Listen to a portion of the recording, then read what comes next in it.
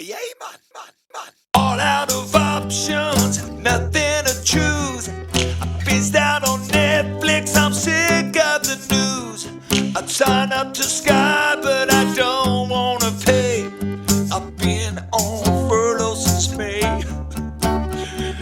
Never go and listen to a Cockney attitude.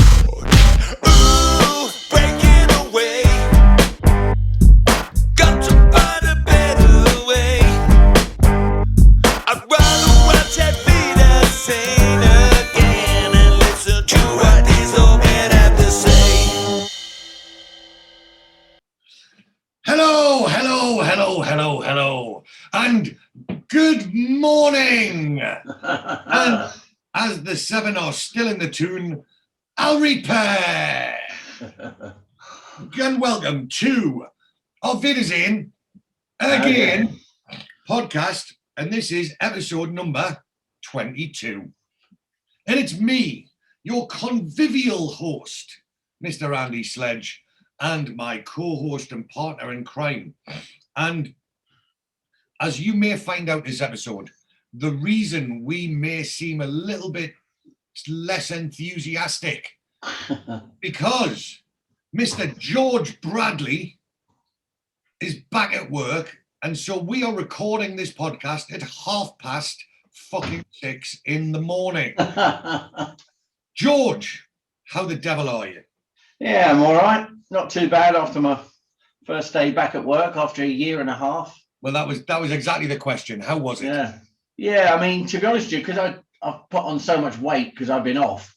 There was people walking past me that I've known for 20 years who didn't recognise me, and I had to stop them and say, "Oh, hello." And they're like, "My God, it's you."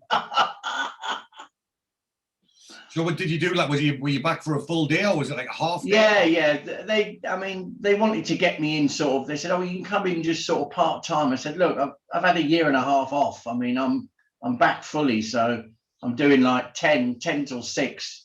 So I'm doing a full day. It's easy. It's my place still isn't up and running properly, so there's a lot of people that take their holidays, and so it's very easy.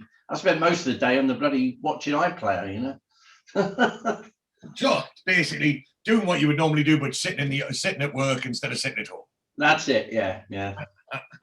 Well, as we just said there, so you have got us up at ridiculous o'clock in the morning, but not only that. I mean, normally, with the fact that we are both old men, means that we are normally up very, very early anyway. But yeah, it was the hottest of hot days and nights. And so, I don't know about you, mate, I didn't sleep for shit last night. I kept waking up because my pillow was like covered in sweat, and it's horrible.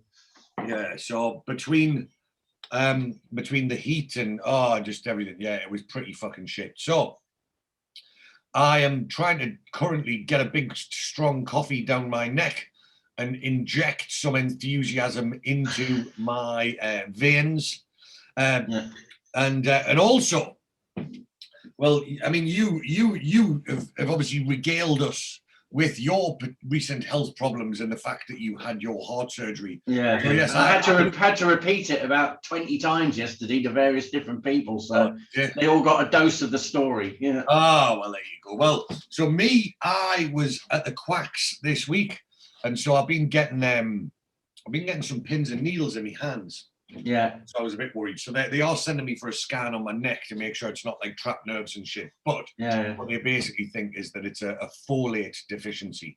So basically, I'm just fucking not eating enough vegetables. All right. Oh, well. So so I've started taking supplements, etc. And the diet shall be altered. And my cholesterol is ridiculoly high by all accounts. Who would have thought a childhood of eating lard has had a knock-on effect in our later life? So basically the doctor's gone, yes, you're a big greedy fat bastard who eats too many pies and not enough vegetables. So this is about to be altered. So over the next few weeks, hopefully our viewers will see.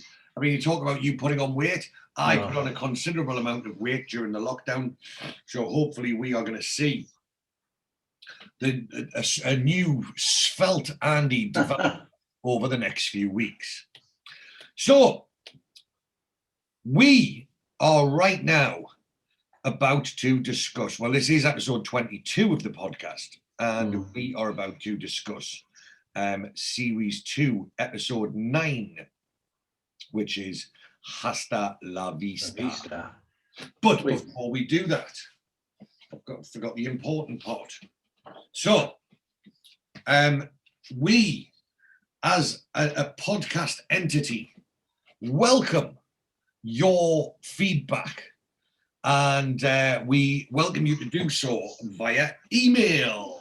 So if you have anything to point out to us, we did actually get an email in this week from a fan who pointed out a couple of bits of trivia, and in the fact that it's 6:30 in the morning and I'm absolutely knackered, I forgot to write it down. Fair enough. We'll talk about that one next week. We have been getting a couple of good emails in. So if you have anything that you would like to point out with regards to the podcast, anything that you think we've missed, or any support, or just straight up abuse for me and George, please do so on Auf Wiedersehen Again at gmail.com. That's Auf Wiedersehen Again at gmail.com. Please do follow us on all forms of social media, or Instagram at Auf Wiedersehen Again Podcast. So Instagram is at Auf Wiedersehen Again Podcast. Twitter is at Auf Again. That's Twitter at Auf Again. Please do like and share the Facebook page among your friends, Auf Wiedersehen Again Podcast. And we request that if you are on Facebook, you go to the community tab at the top of the Facebook page, click community, click invite friends, click invite all friends, and that will do us a massive favor and get more people on the Facebook page. Please do subscribe to our YouTube channel, Auf Wiedersehen Again Podcast. So go onto YouTube, search Auf Wiedersehen Again Podcast, click the subscribe button, and also click that bell. And what that'll do is that will remind you of any new episodes that are being released.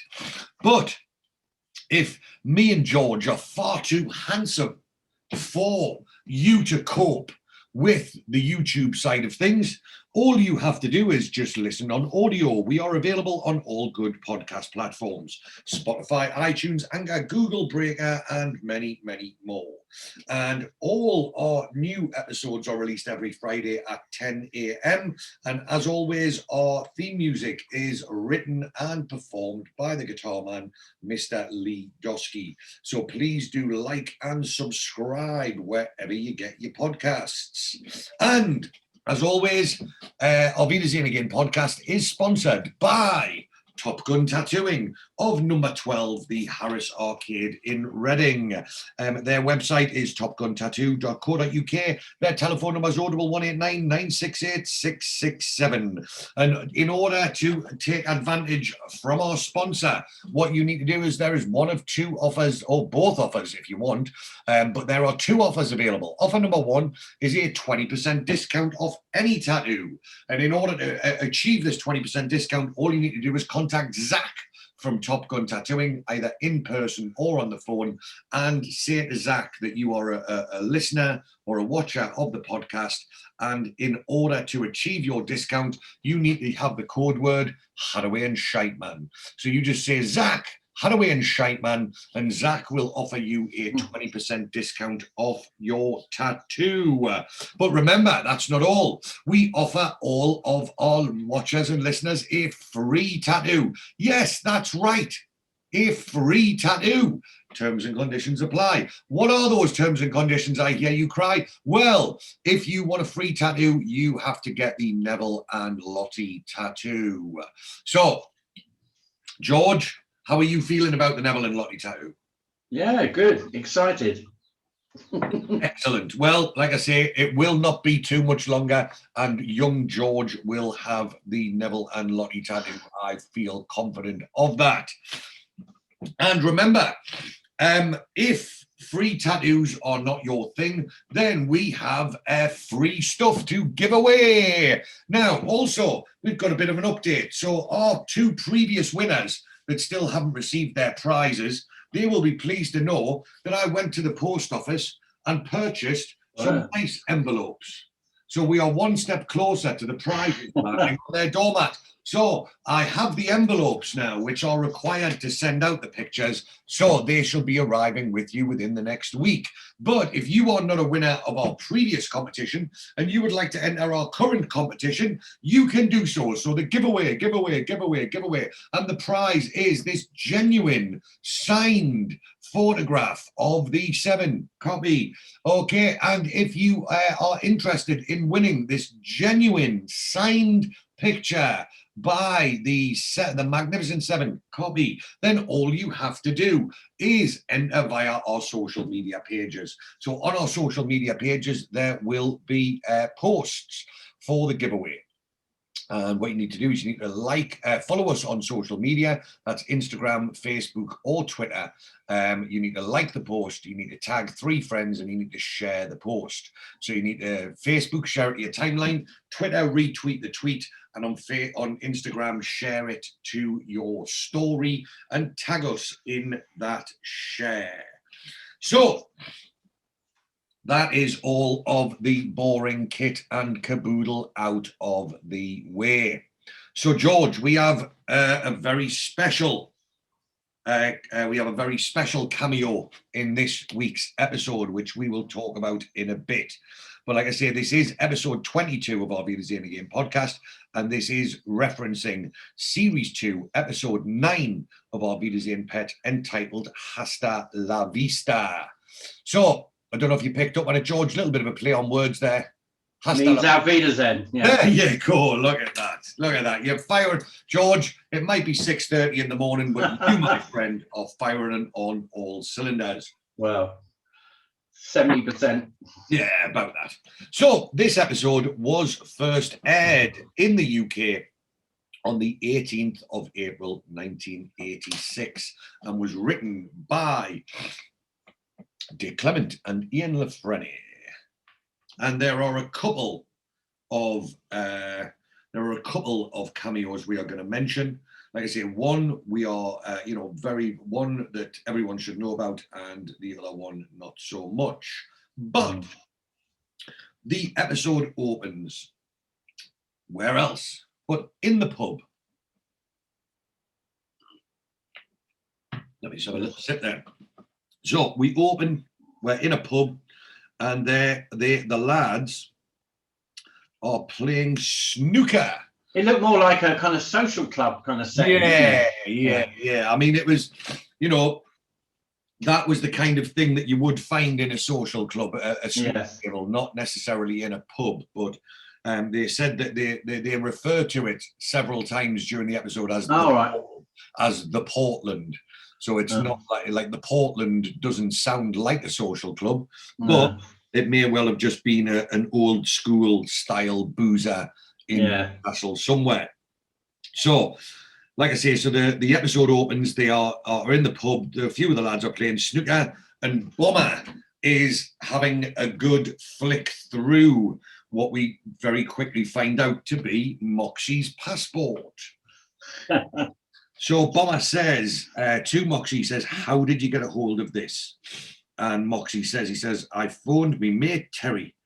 He was surprised to hear from us, because he didn't know I'd gone over the wall.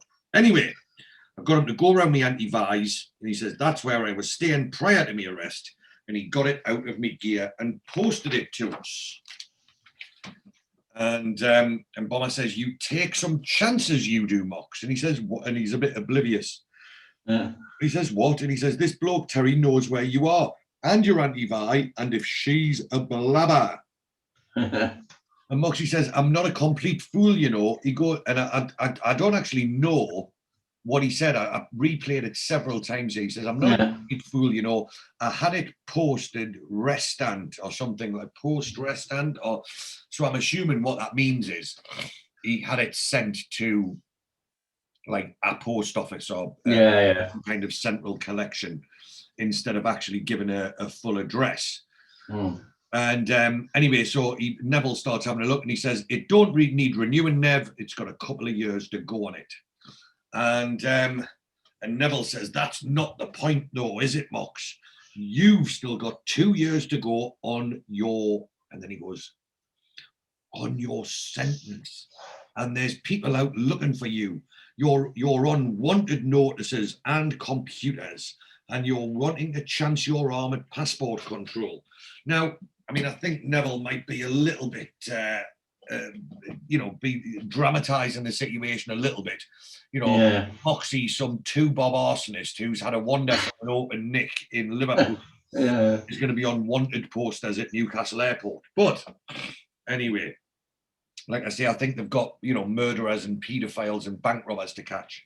But Moxie says, it'll be all right. I mean, it's only a local airport up here, isn't it? It's not Heathrow with dope dealers and diamond smugglers and that. It's just a couple of dozy Geordies.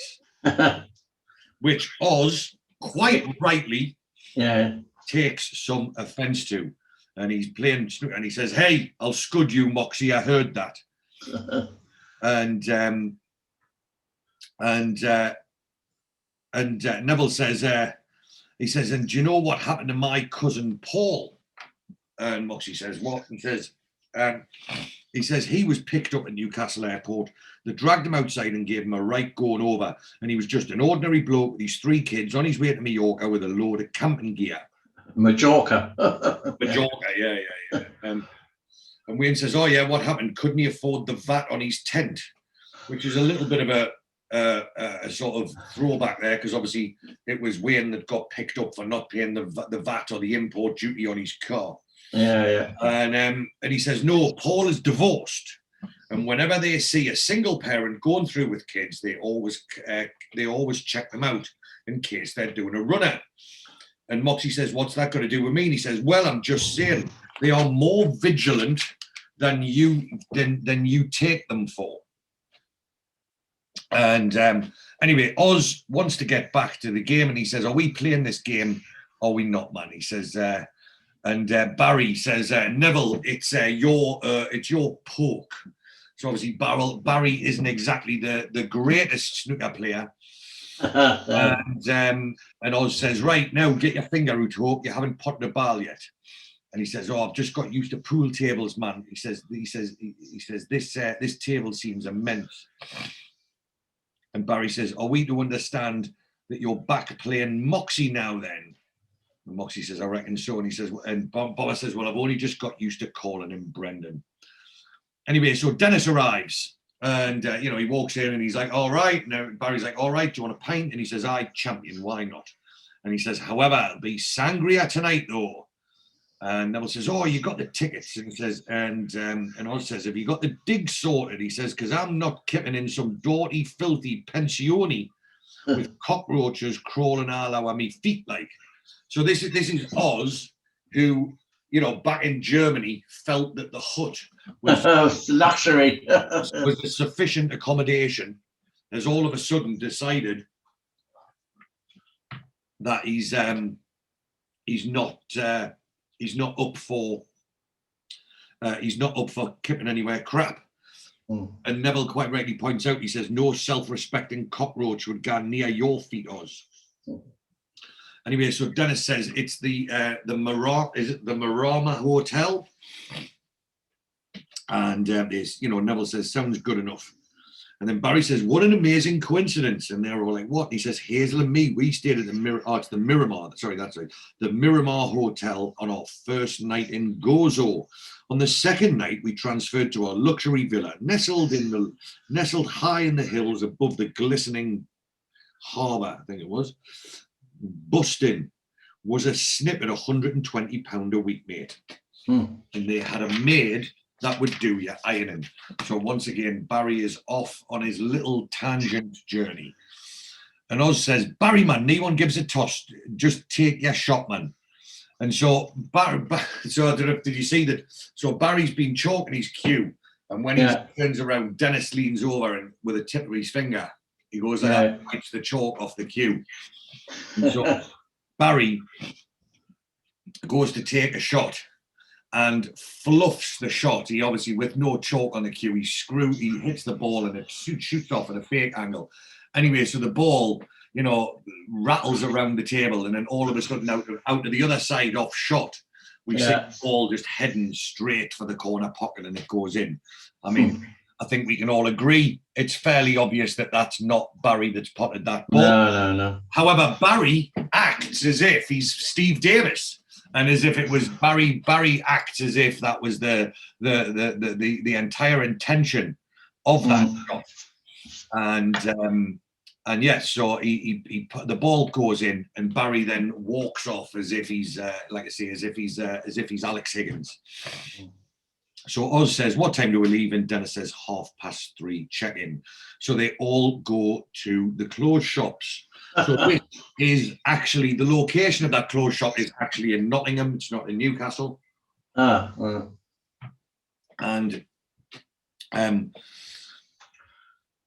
so Oz is looking at some clothes and he wants to try something on, and he says, "Can I try one of these on?"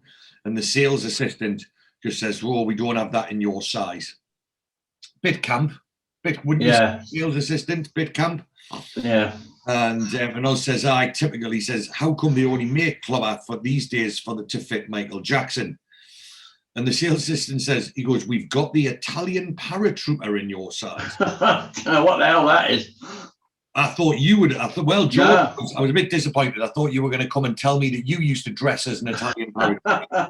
Never heard of it. And Oz says, "You cannot be serious. Who's ever heard of an Italian paratrooper?"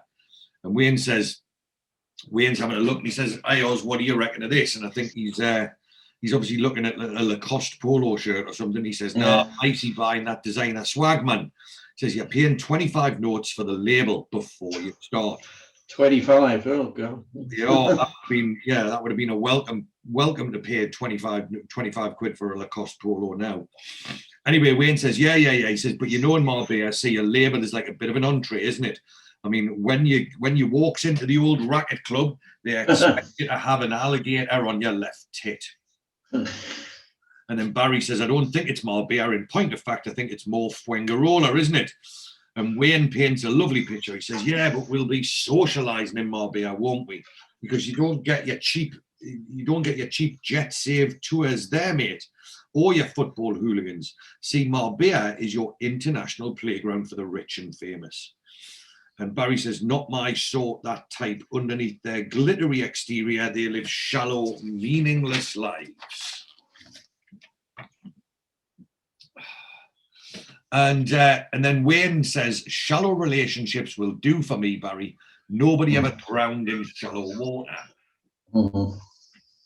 And again, there was, do you remember the incident when Oz threw Wayne out of the hut when he was with a rat with Krista, and he ended up face down in the puddle? So that's it. There was potential for Wayne to drown in the shallow water there.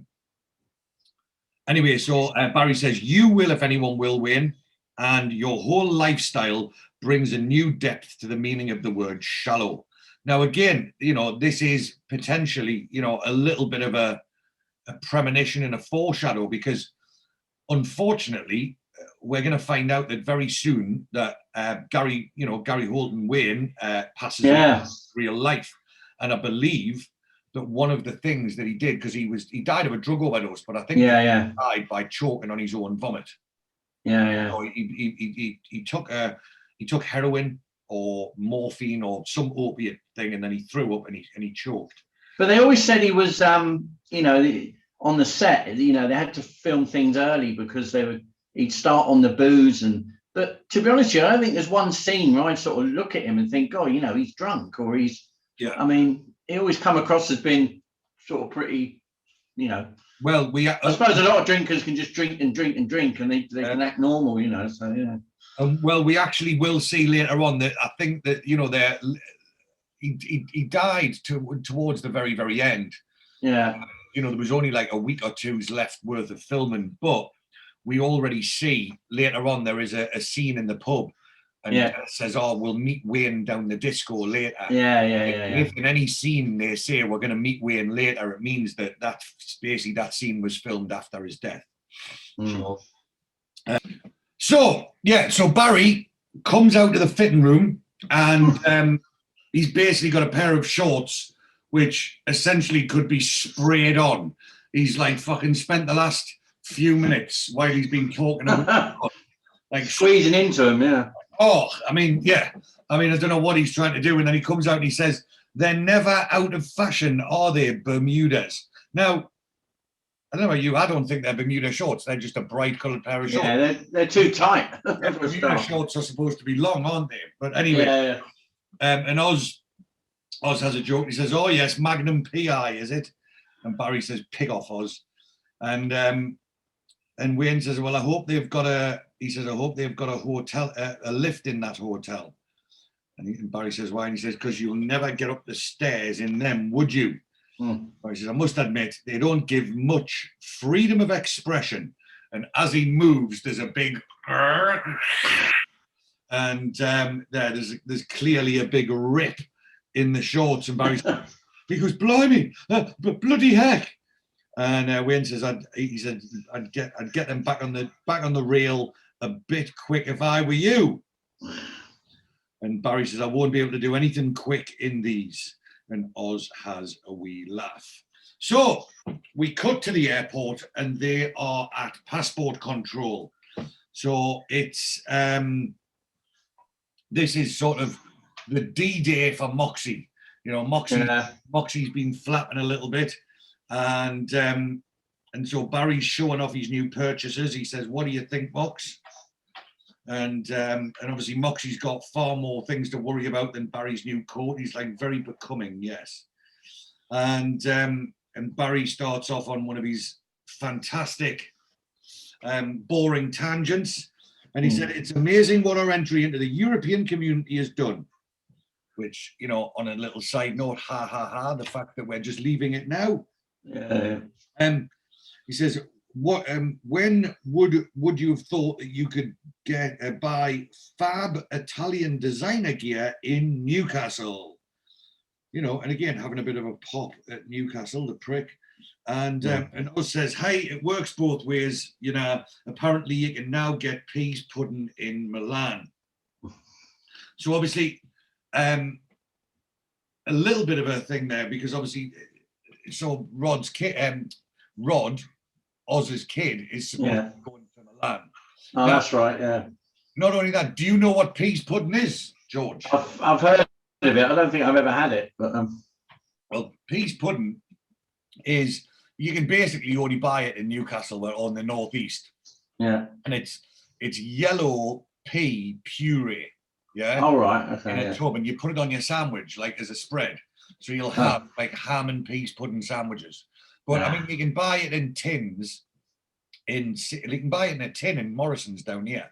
But I mean, it definitely wouldn't recommend that. But you get it fresh. You get fresh peas pudding up in Newcastle, man. It's pretty good. Yeah. No, it's good stuff.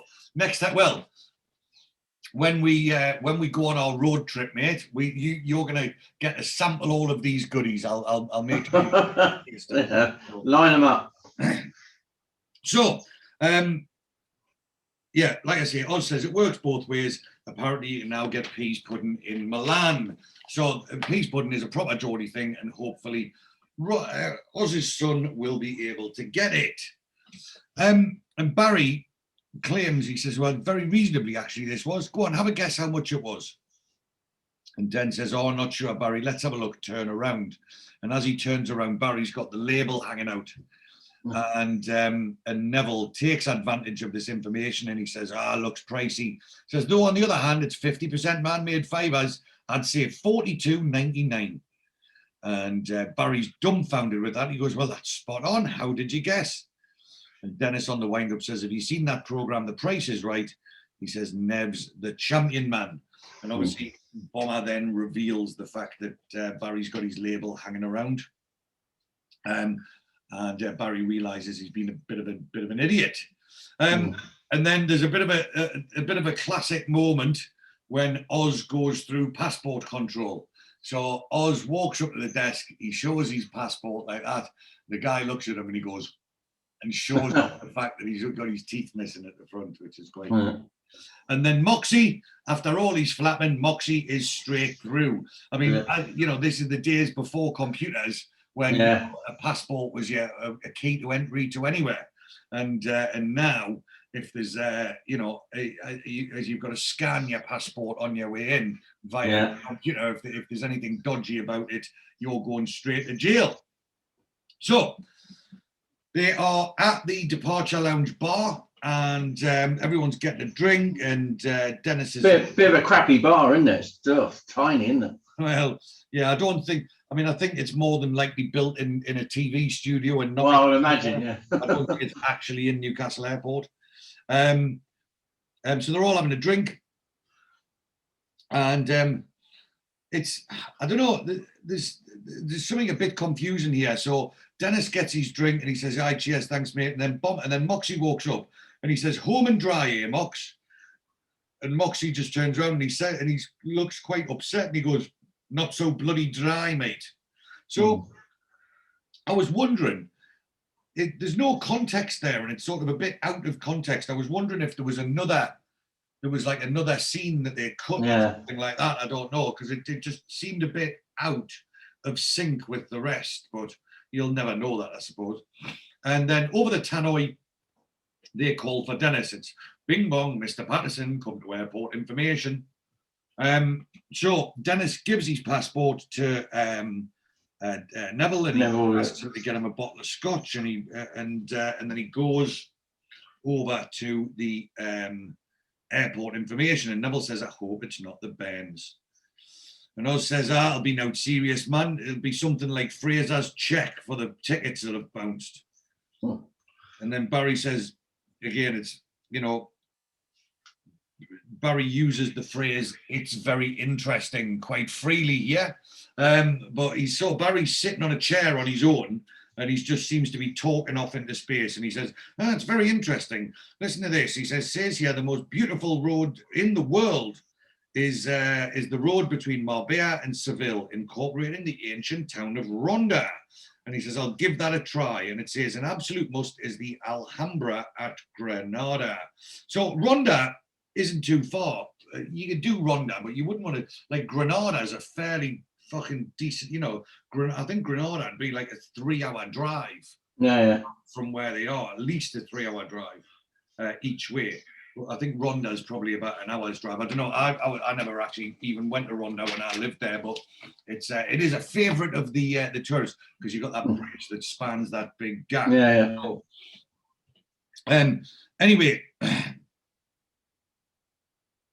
he's and then Oz says he's got a point. Like, he says, "It's funny that you think about it, all them places."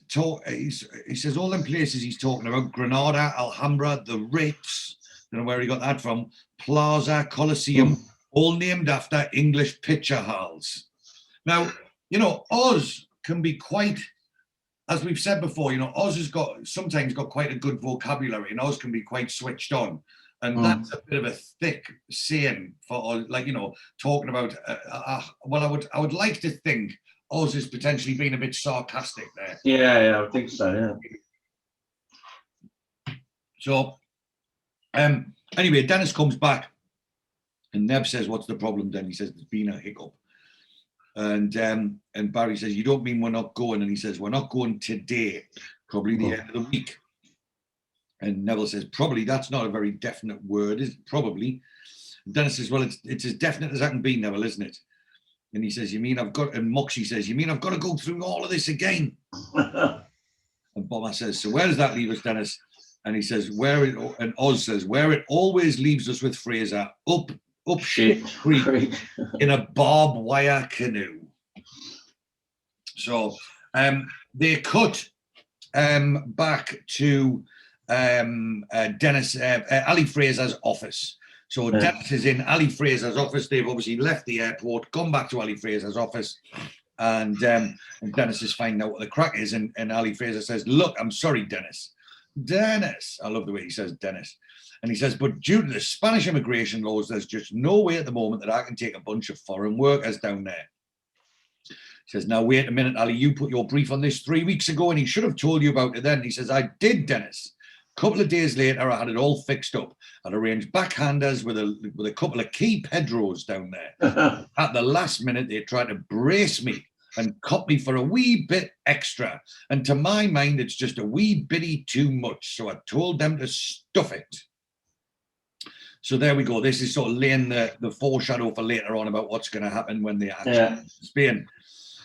And Dennis says, look, I've got a bunch of lunatics down there. They're all fired up. They've packed their bags. They've sorted things with their family. And if you don't come through this time, and he says, just take them over to mine tomorrow night. He says, my house, my hospitality, that'll soften them up a bit for you. And by that time, I should have sorted something out. And he says, I hope so for your sake. And he says, what time should I bring them? And he says, make it about 10.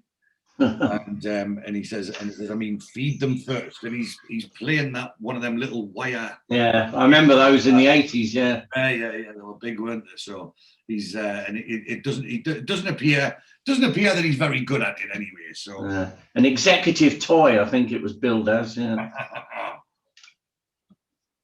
So so Dennis goes downstairs and the lads are waiting. And obviously he's explained the situation and he says, anyway, that's the situation. And Barry says, well, I suppose it's at least hospitable of him, isn't it? And Oz says, hospitable, my arse. Not very hospitable if he's going to lay off first, eh? Hospitable. Says, I'll tell you something. It'll take more than a couple of drinks and a sausage stuck on the end of a toothpick to possibly pacify me about all of this. And then Neville perks up. He says, his place, what? At Darras Hall, like. So Darras Hall is the epitome of, having made it as a Geordie. So, like, Darras Hall is in a place called Ponteland, and it's near the airport, and it's where all the footballers live and what have you. So, if you live in Darras Hall, you've made it. So Ali lives in Darras Hall. So Dennis says, aye. And Bomber says, special, is it? And Neville says, bit of a show place, apparently no expense spared. And then Moxie says, be a bit dressy then, I suppose. And Wayne says, oh yeah, Moxie says, you'll have to wear your other pair of cords, won't you? And Moxie doesn't find this funny, but he has a little sarcastic laugh. And then Bomber says, how are we getting back to town? And Dennis says, Ali is laid on some transport, should be here any minute, I should imagine. And Neville says, yeah, Den, do we take the wives tomorrow or what? And he says, I don't know, he never said. And he says, I know Brenda would love to see his place. And Dan says, well, I suppose so, but you know Ali, man, he's all business, isn't he? Best keep the wives out the picture. And again, this is going to come back and bite Dennis on the arse very, very soon. And then as they look up, a flatbed truck reverses down the alleyway. And obviously, Dennis looks up and Dennis has got a look on his face. He's not very happy. But again, as always, Dennis makes the best of a bad situation. And he says, right, come on. And Wayne says, oh, the limo's arrived, that's it. And Dennis says, we needed something big enough to take all the cases, didn't we? And Oz just looks up and just goes, that. And then we see it's a Crystal renter truck who drives up the street, and that street is actually in Nottingham. It's not in Newcastle. So anyway, they cut to Nev's place, and Nev is obviously explaining to Brenda, and she says, listen, you wanted me and Debs to go to Spain. And he goes, and she says, well, if it could work out just nice, I'm due some time off and Mrs. Adams is back on Monday. So if you don't go till the weekend, we can all fly out together. And he's like, and she goes, I much prefer it. I hate flying on my own. And Neville says, I just thought if I went out there first, I could see the lay of the land.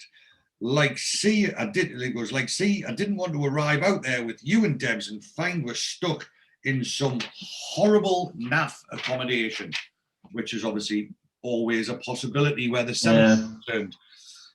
And she says, well, if we are, I'll soon find something better, pet. You can leave that to me while you get on with your work. And Nev's a bit unsure. And she goes, why? What's the matter? And he says, well, I think it would be better if it was just the lads first. I mean, it is a job, and I didn't want Ali to think we're treating it like a family holiday. And she says, I thought the reason you suggested it, Neville, was that so our family could have a holiday. And he says, oh, definitely. And now he's trying to backtrack and keep her happy. He says, oh, definitely, aye. Well, he goes, I'll assess the situation tomorrow night at Ali's. And then she perks up here. He's like, why? What's happening tomorrow night? And he says, oh, well, he's invited us over for drinks. And she goes, really? I must say, I'm dying to see his house. And he goes, oh, no, that's definitely just the lads. And she goes, oh, is it? He says, definitely. I checked with Dennis. I asked him specifically. So we cut to see Dennis then going to see his young lady, Christine, at the hotel. Who's Nev's wife in real life, isn't it? It is, and we have a bit of an in-joke about that in a bit. So, anyway, so there's a receptionist on the desk there, and she's a bit of a nosy bitch, really. I think. Yeah. Receptionist she says, "Can I help you, sir?" And he says, "Yes, is Christine Chadwick here, please?" And Dennis puts his posh voice on, and she goes, "Can I say who it is, please?" And he says, "Dennis Patterson." And so she goes into an office and she goes, "There's a Mr. Patterson here, Mrs. Chadwick." And so she says thanks, and she comes out and she's like, quietly there to get together. And she says, "Dennis, what happened?" And he says, and he puts a sarcastic tone on. He says, "I couldn't go through with it. I couldn't bear the thought of not seeing you for 3 weeks. So I put the lads on the plane and I said to Ali, stuff the job." And she realizes he's joking, and she says, "Who's on strike? Air traffic control or the baggage handlers?" And he says, "Well, it's a little bit complicated to explain, but the good news is I'll take you out for a meal tonight." And she says, "Well, the bad news is I'm here at 9 o'clock. And he says, "I can pick you up at 5 past. She says, "Okay, where shall we go?" And he says, "Well, I'll find out what the lads are doing, and I'll book a table about 25 miles away." And she says, "All right." And she gives him a kiss. And as they're walking away, they both glance back at each other, and there's a bit of a loving look exchange between Christine and Dennis. So they're obviously very smitten with each other. But then, as Christine's walking back, the receptionist, I've actually written, and this is a word that I don't use very often, but I think for some reason it just sprung to mind. I've written, she's a mardy cow. So yeah, she looks like a right fucking misery. You can see. So obviously Christine's very recently divorced. Yeah. And so the receptionist is like having a fucking is casting her aspersions upon Christine. Look. So they cut, and the next scene is at the nightclub reception. So they called the nightclub Cannibals. Now, originally, bit of trivia for you here, George. Yeah, go on. Originally, they were going to call the nightclub Annabelle's. Yeah. But there is a nightclub in Sunderland called Annabelle's. Yeah. At the very last minute, they decided to change it to avoid any confusion and suing. And later on, you'll see when Vicky's talking away and she goes, "Oh, I'm going down Cannibals," it's actually dubbed over the top. I'm sure I've watched it a load of times and I didn't notice, but by all accounts I've read somewhere that it is dubbed over the top. So Annabelle's became Cannibals very, very quickly. So the receptionist is on the phone and she says, "Right, fine, yes." She goes, "We'll do your birthday cake, Pauline." "Right, you are." And so the lads enter and they speak to the doorman, and Bomber says, "Good evening." And by the way, he looks like the world's scruffiest doorman, doesn't he? He is. He does look like he could do with a good haircut. A bit of a brush up, doesn't he? Mind you, having been a doorman for 10 years myself, he's probably not the worst I've ever seen. So, and then. This is Bomber says evening, and the receptionist goes, "Are you members?" So this was like back in the 80s when you know, having to be a member of a nightclub. Like, yeah, I remember it well. Yeah. Yeah. And Bomber says, no, but Mr. Patterson has phoned to put our names down. And the doorman says, is that Dennis Patterson? And Bomber says, that's him. And the doorman says to the receptionist, did Dennis ring? And then Oz steps forward and he goes, we also happen to be colleagues of Ali Fraser, who owns this place. And the doorman goes, colleagues? And then Wayne, so Oz has made it out to be obviously a lot more significant than it is. And then Wayne sort of drops them in and he says, yes, we work for him, mate, the same as you. And then the receptionist says, is one of you Bomber? And he says, that's me, my dear, table for 5. And she goes, right, if you just sign here, please. And then the doorman says, what sort of work do you do for Mr. Fraser? And Oz, as they're walking in, he says, we're his legal advisors. Mm-hmm. So we're inside the club. And there's a bit of a, I suppose, a bit of an 80s cheese, and I suppose a bit of a, you know, a representative of Newcastle at the time. But the DJ is a black dude, and he's like the only black dude you ever see in the entire thing. So yeah, so they've got it's a bit of a, they've got like the token black dude as a DJ there. So they're inside the club, and then they're having a dance. And Wayne is giving it some on the dance floor, and he's got the biggest cheesy grin on his face. He's like that when he's dancing. It's ridiculous. And even Oz is having a boogie away. And Moxie and Barry and Bomber are stood at the bar. And Moxie says, if we ever do make it to Spain, I might not bother coming back. And Bomber says, what are you on about? And he says, well, the way I look at it is that when this job's over, you lot will go your separate ways. You will go your separate ways, won't you? And he says, me, I'm back to square one, trying to make a fresh start. So why not over there where all the English villains are? And Barry points out, he says, most of their proceeds come from bullion robberies, Moxie, swindling the stock exchange. Not quite your league, is it, mate? With all due respect. What have you ever done apart from, he goes, set fire to a night watchman's hut? And Moxie says it was a site manager, actually. And then Moxie and Bomber, they've got a real big smile, like the way that, like, I think that they were, you know, they may well have struggled to keep a straight face at that joke. Yeah. So they were, you know, the grin is far bigger than the quality of the joke, I think. So, but yeah, there's a big smile on Moxie and Bomber's face. Anyway, so Oz comes over and he's like from the dance floor, and he goes, pulled. Barry says, how do you know? You know, Barry not having any, you know, not knowing the ways of the world. Yeah. And Oz says, how are you, man? I've done this before, you know, and now when it's on and when it's not. And Bomber says, where is she then? And he says, she's over there getting her bag.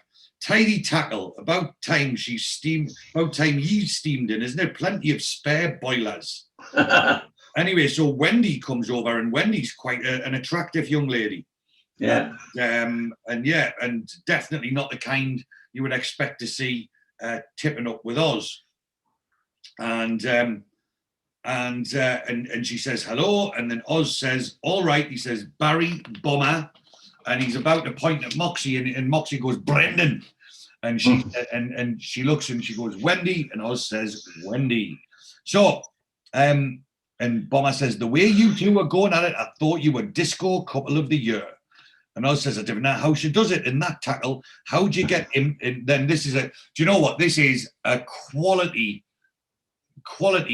bit of writing, I think, because I think this is very typical of how a Geordie lass would approach a situation. Yeah. And Oz says, I don't know how you do it. He says, how do you get into them trousers? And she just looks up and she goes, a Harvey Wallbanger might help. And basically what I'm saying is, if you buy us a drink, you can fuck me. Yeah. Yeah. And even Oz looks flabbergasted, and that's what Geordie birds are like when they're out on the prowl. They're proper in your face and they don't care. Yeah. And Oz goes, right, same again, and he goes to find an empty bit of bar where he can squeeze in and buy the drinks. And Oz walks up to the bar and he goes, yes, please, love. And there's a bloke at the bar and he says, oi, wait your turn. He goes, I'll read, divin panic. And he goes, nah, ye diviner. And he goes, please. And he goes, it'll come back to me.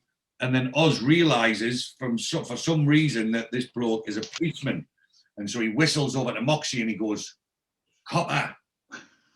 And Moxie's taken aback and he's like, you're joking. He goes, it's I'll read. He goes, didn't panic. He's got his dancing clogs on.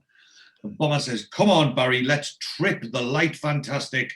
And a slow, he goes, a slow in the last. And Barry says, I don't mind if I do. And so Bomber just basically walks onto the dance floor and grabs some bird straight away and starts dancing with her. Bomber's not hanging around, he's straight in there. And Barry just goes and stands on the dance floor and looks like an absolute spare one. Yeah, and he's like, doesn't really seem to know what he's doing. And then the camera pans to the entrance and we see Martin Cooper. Yeah. Martin Cooper enters the club. So here is one of our cameos, and bit of a sad story, but we have this is Sammy Johnson, who plays Martin Cooper, who, even though was only in a very, very small part in this particular was in this episode, it was a very, very small part in Auf Wiedersehen Pet. He was more famous for playing Stick in Crocodile. He was in Crocodile Shoes as well, I think. In Crocodile Shoes. So he had 16 credits on IMDb. You are right. He was in Crocodile Shoes 2. He did an episode of Casualty, an episode of The Bill. Obviously, he did Auf Wiedersehen Pet. But the two most famous things he was famous for was, as we've said, he played Spender's sidekick, Stick, in Spender, and I think the most famous thing he should be remembered for, Sid the Sexist. Oh, right. But it was a bit of so unfortunately, Sammy Johnson, he was he took up he decided to take up screenwriting after his success as an actor, and he moved to Spain, and he was living in Malaga, which is, just down the road from up the road from Malaga. So and he was training for the Great North Run, and he was out in Malaga having a jog, and unfortunately at the age of only 48 years old, he died of a heart attack. Oh God. And so that's what, and now they used to have, I don't know when the last time they did, but they had in Newcastle, they used to have a charity every couple of years. They would have like a charity do called Sunday for Sammy. Right. And a lot of the Auf Wiedersehen Pet cast and all the famous Geordie actors, etc., would get together and run through some scenes and sketches and what have you. Yeah. Try and raise money. And so there's a charity called, I think it's the Sammy Johnson Foundation. But yes, it was a very, very, he was a very, very well loved, part of, the Geordie acting fraternity. Yeah. Obviously, very, very sadly missed. And this is where we see him really for the first time. So yes, it is, a bit of a sad story, and it is a shame that he died when he did, and we never got to see a bit more of his acting prowess. So, so anyway, so he walks over to Wendy's friend, and she's sitting there at a table on her own, and he's obviously pretty slaughtered, and he says, and he goes up and he goes, "Where's Wendy?" And she goes, "What do you care?" And he just goes, "I've been doing the Vic." Like as if that, but as if by saying that, just, it wipes away all of his sin. And she goes, "Just now, maybe she waited nearly 2 hours for you, man." And then he looks up and he actually sees that Wendy, she stood at the bar next to Moxie. And he goes, "Who's that she's with?" And obviously, so Wendy's friend is on a bit of a, you can tell she's purposely on a wind up. She obviously doesn't like Martin. She goes, "Well, don't ask me." And he goes, "Well, is she with you or is she with him?" And then she goes, "Well, she came in with me, Martin, And again, just the tone is on a right wind-up tone. So they cut back to the bar. And Moxie is having a little chat with Wendy. He says, so what do you do like Wendy? And she goes, me, I work in the brewery, you know. And he says, that's heavy work. And she goes, well, I work in the office. Martin steps up and he sort of grabs her. And when he's about to, he goes, Howie. And she goes, Mr. Chalmers showed up. And he goes, I've been to the Vic. Again, as if that's supposed to, mean that, that everything's okay. And she goes, well, you can go back there as far as I'm concerned. And he goes, who's this? And she goes, it's Brendan. And Moxie's, oblivious to the situation. Moxie's like, all right, as if, as if it's his long lost friend. And he goes, all right. He goes, no, I'm not Alreet. And he goes, Alreet?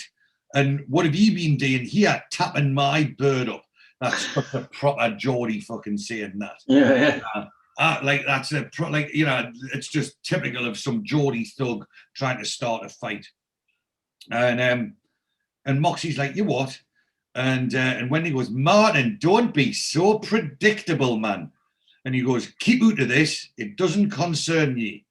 I mean, so he's gone from, wanting to get his bird to next thing, it doesn't concern her, the fact that she's him. I mean, just absolute, that's, typical Geordie thug mentality. It's ridiculous.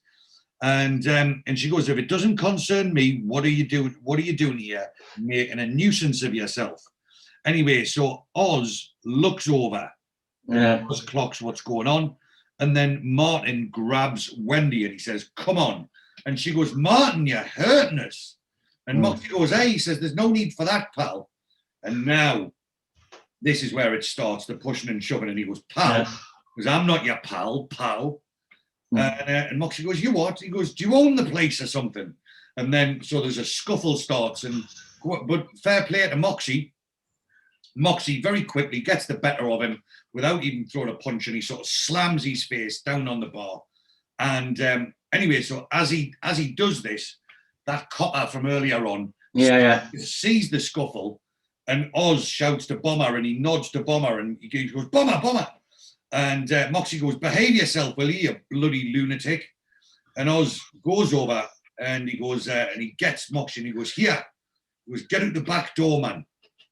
And as the copper is running over to this scene, Oz gives him a little bit of Bomber gives him a little bit of a hip bump. And sends him flying into a table full of drinks. And then Martin then makes the bad mistake and he then sort of turns around and squares up to Oz. Oz just looks him up and down as if he's nothing and just pushes him in the face. And just throws him straight on the floor. And then we see Moxie running out of the back door. So it's the morning after, the night before. They're back in the bar and they're back playing snooker. And Bomber says, so Dennis walks in, and obviously Bomber is sleeping at Norma's with Dennis, and he knows that Dennis obviously spent the night with the delectable young Christine. And Bomber says, hey, he says, where were you last night? Your bed's not been slept in. I was worried sick. Obviously making a sarcastic joke. And Oz says, here he is, the stop out. And then he said something, and I replayed it several times. There's a couple of words there I couldn't actually hear. And he goes, that car you had in the car. So he's obviously saying you were with that. He goes, and again, calling as a bloke to bloke, calling some woman a tart, right? Is all well and good the first time. This is Dennis's girlfriend. About the fifth time Oz has used this now. By now you'd expect him to go, listen, that's me missus. Stop calling her a tart. Oz to get the thing. But for some reason, Oz has got to be in his bonnet about Christine, and he persists in calling her that tart from the car. And anyway, Dennis says, look, never mind about me. He says, Norma told me about you lot last night. He goes, can I not turn me back on you for 5 minutes? And I says, calm down, man. Nobody got arrested. And Bomber says, that cop, I was a bit peeved about having a table full of Bacardi and Cokes down his best suit, but no cause for hauling us in. Dennis says, what did you have to go and pick a fight with a copper for? And Oz says, we didn't pick a fight with a copper at all. We had to create a diversion so Moxie could piss off. And he says, where's Moxie now? And Oz just goes, he's gone. And he goes, and Dennis, gone? Where? And he goes, where? He goes, I don't know where. He goes, I don't know. He went yem last night and he was sitting on the doorstep. So I let him in and we went to DOS. He says, then I got up this morning and there he was, gone. And Bomber says, another one of his dawn departures. And Oz says, well, I suppose you should be used to it by now. He left a thank you note for me mother, which I thought was very civil. Nay flowers like, but I suppose it wouldn't be open at that time of the morning. And Dennis says, wait. He says, maybe it's for the best. He says it might have made him realise what a precarious position that he's in. Might have done him a favour. And says it didn't do me any, and this is such a vulgar term, but I mean it's a typical Oz. And he goes, I would have been right up that boiler's tubes. So Oz was definitely on for it with young Wendy, and the fight spoiled it all. So they cut to the Chinese. Yeah. So Wayne and Barry are sitting having a delectable Chinese meal. Mm-hmm. And Barry says, do you want that last dumpling? And he says, be my guest. And he says, oh, they're lovely, not too greasy. And Wayne says, this spicy beef is well tasty, Barry. You ordered well, son. He says, thank you, Wayne. I'm very into Oriental cuisine, Wayne. Just outside Wolverhampton, there's a most wonderful place. Shanghai Rendezvous, it's called. He says, it's quite busting, mate. He says, it's a great favourite of Hazel's and mine. Actually, he says, but that's, well, I mean, the word is Szechuan, but the way that he pronounces it, he screws it up. Mm. And he goes, Sichuan. And he goes, it's a bit spicier than Cantonese, you see. He says, mind you, I don't suppose Sichuan has reached up here yet, has he? Like, as if to say that, like, Wolverhampton is the fucking epitome of fine Chinese dining. And Wayne, he says, Wolverhampton 1, Newcastle 0, and they both have a laugh. And Barry says, this is a really good idea, says Wayne, because we won't be getting much Chinese grub in España. And he says, no, he says, if we ever get there, mate, he says, plenty of English food, though. When Hazel and me went to bloody shepherd's pie and fish and chips. And Wayne says, right, how's things going with your Hazel? And he says, it's a bit hard to tell from this distance. He says, Neville said, why don't I bring her out? He says, it might make all the difference, he said. And Wayne says, watch out. He says, right. He says, you know what Neville's doing? Neville's promised Brenda a free trip, right? So he's lobbying all the lads to take their old ladies out there so he don't feel like the odd man out. And Barry says, I'm thinking about it, though. A change of scene might do the trick with Hayes. And he says, not with them ludicrous Bermudas you bought, mate. So Barry obviously went ahead and purchased the shorts. Barry says, they'll look nice when my legs are brown. And as we've seen in the previous series, Barry doesn't tan very well. We saw Barry come up with a tan very similar to yours this week, George. Yeah, exactly. Yeah. And Wayne says, 2 more lagers, Squire, at the waiter. And Barry then says, why don't you bring Krista? You've not seen much of her lately, have you? And Wayne tries to change the subject. He's like, she's in Germany, ain't she? And Barry says, well, that don't stop her flying out, does it? And he says, she wouldn't like it. And he goes, why not, mate? I mean, I can imagine the wives not wanting to join us in Dusseldorf when we were working out there. But I mean, Spain's a different kettle of fish, isn't it? But if Hazel were there with other couples like you and Krista and Neville and Brenda, she might see things in a different light. What do you think, Wayne? And so, Wayne's continually being pressured, to produce the look of Krista. And eventually he says, look, stop asking me what I think, will you, Barry? He says, ever since I've known you, you've asked my advice on everything about love, sex and marriage. And he goes, well, it's hardly surprising, is it? I mean, I don't profess to be an expert in that department. You've probably forgotten more about women than I've got to learn. And Wayne says, yeah. He says, well, I know nothing about wives, do I? Otherwise, mine wouldn't have left me. And so Barry's obviously, pretty shocked at that. And he says, well, when did this happen then? He says, ages ago. And he goes, you never told no one? He goes, I told your Hazel. And he goes, did you? She never let on. He goes, well, that's why I told her, Barry. I told Brenda a couple of nights ago. I didn't want to tell the lads because, I don't know, probably me image. I just thought, what's the point? But can you do me a favour? Tell the lads and tell them I don't want to talk about it, all right? And so Barry is like, right. And he says, here, do you think? And then he goes, so he says, I don't want to talk about it. And he goes, right. And then he eats something. And then straight away he goes, yeah, do you think it was something to do with your philandering? And he's like, Barry, did you hear me? Because it's the end of the conversation, closed book. Here, he goes, you're the Prince of Trivia. He goes, you think of something to talk about. And he goes, do you want that last prawn ball? They cut and they're at Ali Fraser's house. And they're in his gym.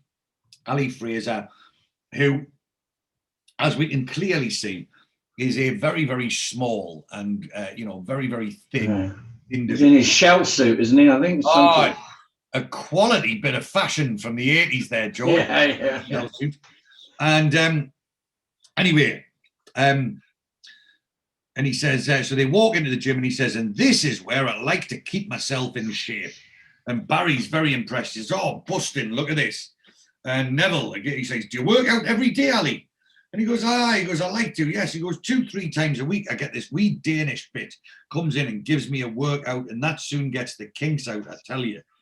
And he starts lifting. So he's got a cable weight machine, and he's, 2 hands on it. And he's like, and then Barry says, Mr. Fraser, how does this construction work? And he says, well, Barry, he says, you just start it with a start button here, and then you just set it to whatever speed you like. And Barry's on the treadmill, and he says, oh, that's busting, that is. It's like sort of jogging without ever leaving the house. Very therapeutic, I imagine. And he says, and then you've got your sauna through here, and then your swimming pool right out the back. And then Oz makes a bit of a jibe. He says, what, a swimming pool up here? He goes, about as much good as a chocolate fire garden. And Ali says, I like to do 20 lengths a day, whatever the weather. And then, so the weight that Ali was struggling to lift to her, Bomber just grabs with one arm and just starts going like that. And obviously Ali Fraser looks over and realizes when it comes to weightlifting, he's obviously well out of his depth. And then Neville is on. There's a tanning bed like hanging, like suspended from the ceiling. Yeah. Is this where you get your suntan, Ali? And he says, yes. He says, but of course you lads will be getting loads of that when we get over to Spain. So come on, let's move out of here and let's freshen up our drinks. Come on, boys. And so as they're walking out, Barry's on the treadmill and Oz just presses the button and dials the speed up. And Barry screams, what are you doing, Oz? And then he can't keep up and Barry hits back. So we see the delectable Vicki walking down the stairs and the doorbell goes.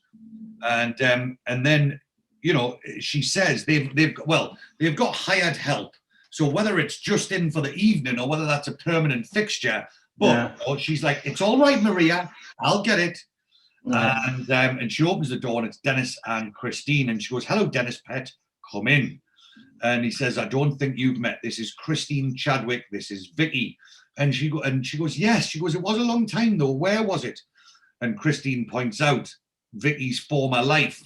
So, Vicky's come a long way because she says, I used to have my hair done at Maison Andre and you were the manicurist. So Vicky's gone from doing girls' nails to having to tell Maria not to answer the door. So she's definitely come a very long way. And she goes, that's right. You're looking lovely, Pet. Come on through. We're just in here. So they go in and the waitress is going around serving canapes. And Ali Fraser says, so I hear there was a wee spot of bother at the club last night. And Oz says, it was just some young crackerjack bevied up. You know what they're like when they've got, you know what they're like with a drink inside them. Like as if Oz is totally all manipulating the drunken violence. and he goes, like, and he looks, and he gives Oz a very funny look, obviously highlighting Oz's hypocrisy. And then Oz uses the word tart. He says, "Oh, he's brought the tart, I see." Yeah. Wayne says, "Do you know her then?" He says, "I've seen her." And Bomber says, "I reckon she's the reason he didn't come home last night." And Wayne says, "Oh, yeah." And then Barry comes out the gym and he goes to speak to Neville. But obviously Neville sees Den with Christine and he is not a happy man. Because obviously, as we know, Neville desperately wanted to bring Brenda. And Barry's chatting away and he's like, "I nearly had a very bad..." Then he just looks up and he goes, "Who's that then talking about Christine?" And then he goes, "Nev," and Neville is fuming. Neville's not even answering the questions. And he says, "I've no idea." And Barry says, "I must say she does look a very attractive young lady." He says he doesn't half know how to pick him, Dennis. He's a terrible penchant for the upmarket lady. So I think he's referring back to Dagmar there. And Neville says, "Well, he didn't tell me he was bringing one of them to this dude."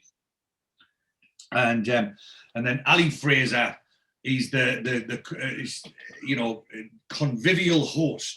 Yeah. Up and he's like, "Christine, or is it Chris?"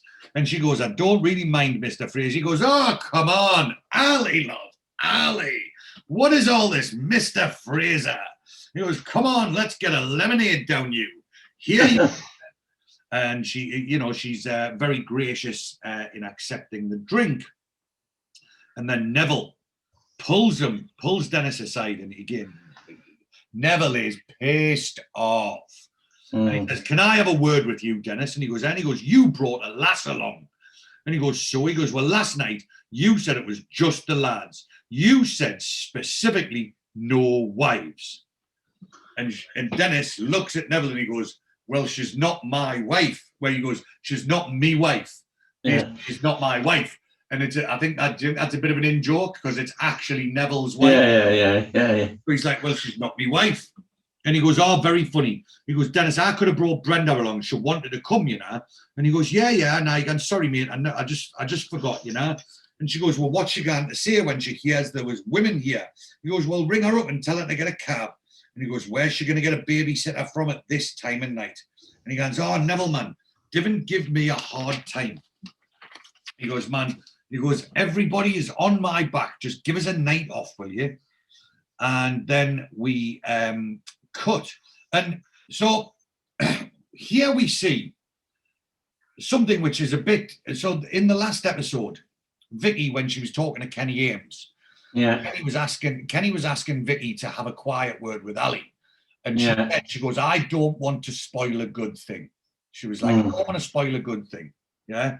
And then yet here she is in the house in front of Ali, flirting outrageously with one of the builders. So it's a bit of a change of tack.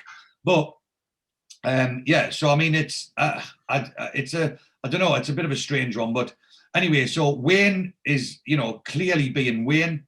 And he goes, "Yeah, let me do that." She's like trying to open some box. And she goes, "Ooh, thanks, I'm bound to tear a nail." And he goes, "My name's Wayne." And she goes, "Vicki." And they sort of look each other up and down. And Wayne says, "Are you going to Spain then, Vicki?" And she goes, "Oh, yeah, we've just got back, actually. It's like my second home, really." And she puts on a bit of a posh voice when she's talking. And he goes, "Gets lots of tourists there, do you?" And she goes, "Well, in the season, it's packed. But where we are, we don't get like the common ones, And he says, "Well, you won't be seeing much of me then, will you?" And she's like, "Oh, I didn't mean that." And it's all very, very, very flirtatious. So, yeah, Vicky's gone from, telling Kenny Ames that she doesn't want to upset the apple cart to, flirting outrageously with Wayne, basically in front of Ali Fraser. So, so Ali is now ready to give his pep talk. So he stands up on he's obviously, and he at the time he does notice he sort of casts a look and he notices that Wayne and Vicki are, getting a little bit too close. And so he says, very well. He says, now that we're all gathered, I'd just like to say a few words. And he cuts Wayne a very dirty look. And we see Vicki, and she goes and she grabs a hold of Christine, and she goes, "Why don't I show you the house, pet?" And obviously, that's a subtle way of saying, "Let's get the fuck out." So he says, "All right." And so Ali Fraser stands up on a stool and he says, "Right, you lads have been farted about a bit, but these things happen." He says, "Unexpected contingencies. However, I'm very pleased to say that everything is now being sorted out, and you fly out there on Saturday." And they're "Hey!" And Dennis says, "Is that from Heathrow?" And he says, "That is from here, Dennis. Saturday, 13:45. And Dennis, for some reason, has got intricate knowledge of the flight plans of Newcastle. Yeah, yes. He says they don't do scheduled flights from here on a Saturday. And he says, well, it's not a scheduled flight as such, Dennis. It's more what you might say our own luxury personal charter, which is, as we find out, is embellishing the situation a little bit. And Oz, he says, "What? Our own plane?" He says, "Well, I'm up for that. The Bricklayers Special." And but he does calm them down, and he says, "I haven't gone quite that far, Oz. No." He said, "A pal of mine's got a wee company, and he's taking a tour down there, and he's very, very happily happens to have some spare seats." And then Oz realizes, he goes, "Oh Christ, economy measures already. I might have known." And Fraser goes, No. He says, it's more to it than that. He says, "If you'll just bear me out," he says, Oz. And he says, "Now officially, you lads are not going there to work, because as you know, I could not come across with the work permits. And I want you out there because I trust the British working man." And Wayne just says, very patriotic. And he says, and Ali Fraser, he says, I think if one is in a position to help the working man at this present moment in time, then one should do it. He says, also, I'm not too keen on my Spanish workers, because when I'm out there, it's mañana, and when I'm not out there, it's siesta. And they all get a little bit of a laugh. And then Barry pipes up with he's like, "Oh yes, they do tend to indolence, don't they, the average Spaniard? Mind you, now that they joined the European community, you might find a marked difference in their..." And obviously Ali Fraser's and he's in their attitude, and he realizes that he's speaking out of turn, and he shuts up. And Ali says, "All I'm saying, Barry," he says, "that officially we're going out there as holiday makers, and arriving in a chartered flight will help to reinforce that impression. Now, do you get my drift?" And Oz says, "Oh, aye." He says, "So it's buckets and spades and water wins the order of the day." He says, "That's right." He says, "You turn up for work and you're swimming, cozzy." He says, you'll be given a few pesetas for your walking around money, and your official money will be paid as per usual, as per Dennis, as per back here." And Dennis says, "Are we still staying at the Hotel Miramar?" And he says, "Well, unhappily, Dennis, they were unable to take you." And they're all a bit like, ugh. He says, "The lads are fed up with barrack room conditions, right? In Derbyshire, we were living like derelicts, man." And he says, "That's all been taken care of, Dennis. You'll be staying in the same hotel as the rest of the holiday makers, and a very charming spot and only a stone's throw from the beach." And Oz goes, "Aye, well, the Spaniards are famous for how far they can hoy a stone, aren't they?" And he goes, "And they're also famous for how badly they can lay a brick. And that's why we're setting off to sunnier climes. So until then, my dear friends, hasta la vista," the name of the episodes. And he goes, "Vayas con Dios, mi amigos," which means go with God, my friends. He goes, "Okay, who's for a game of pool?" And Oz is like, "Oh, I'm up for that, like." And Dennis is like, "I'll have a game." And Bomber says, "Shall we take them on, Mr. Fraser?" And he goes, "Oh, Ali Bomber, call me Alistair." And Wayne says, "Nev, you and me take on the winners." And he goes, "Hang on a minute, Wayne." And he goes to Bomber and he goes, "Listen," he goes, "if it's a charter," so Neville, speaking of Bomber, trying to round Bomber into his idea, he says, "Listen, if it's a charter flight, it'll not be that expensive, will it? We could probably afford to take the wives. Do you fancy taking yours?" And obviously, Bomber's definitely not up for that. He says, "I don't know, Neville. She's got her hands tied looking after all our kids. And besides, Bomber rather fancies getting amongst those senoritas." So Neville goes to and sits at Ali's home bar, and Barry is playing barman. And he says, good evening, my friend. Can I get you a drink, mon amigo? And he says, aye, anything. And he goes, it's all right, isn't it? And he goes, I could grow accustomed to evenings like this, Neville. And he goes, Hazel and I have often talked about putting a bar in our downstairs room. Now, obviously, this wasn't part of it, but this is actually a foreshadow of what happens later on. So in series 3, when Barry's made his millions and he's got that big house, he's actually got a bar. And do you remember, he makes the drinks at the bar and he sits with his Russian bride. Yeah. So he says, he goes, I could grow accustomed to evenings like this. And as we find out later on that he actually does. And, so he's talking, he goes, like I say, he says, Hazel and I have often talked about putting a bar in our room downstairs. There's room, remember, right by the bay. I mean, nothing as grand as this, of course, just something that's big enough for me to get behind. And he says, hang on. And Neville says, listen, have you had a word with Hazel about going to Spain yet? He says, yes, I have actually. She seems quite keen. He says, but she's in a position of great responsibility, Nev. I mean, she can't just drop everything in a job like that and come straight out, And he says, no, but it's still a possibility, is it? And he says, yeah, he goes, I think so, yeah. And he goes, I thought I'd best get out there myself and see the lie of the land, And then Neville turns round to Wayne and he tries to recruit Wayne. He says, what about you, Wayne? He goes, what about Wayne what? He says, any chance of you asking Krista out to Spain? And Wayne is a bit upset with Barry and he says, haven't you told him yet?